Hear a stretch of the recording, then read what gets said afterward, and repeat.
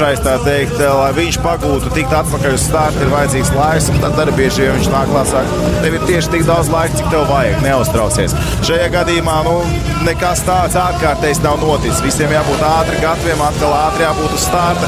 Tās arī tagad notiek, un vēlreiz starts, un šoreiz Sāns Viesulis lielisks ir startā no ārējās malas. Viņš ir otrajā vietā uzreiz aiz Vofindē, bet nebija tur vairs vietas, Lavrāts vēl labi tikt viņam garām, līdz ar to arī zaudēja viņš ātrumu un zaudēja savu otro pozīciju, atkrīt jau tālāk.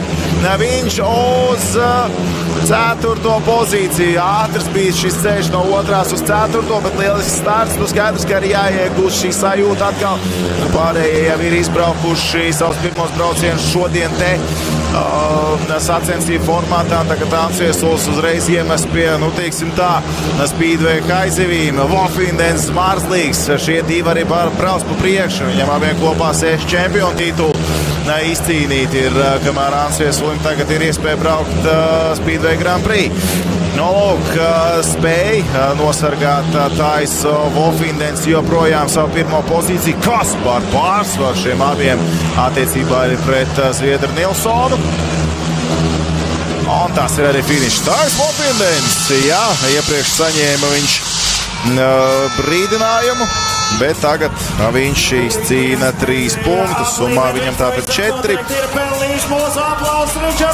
Āns Viesulis, protams, aplausi viņam.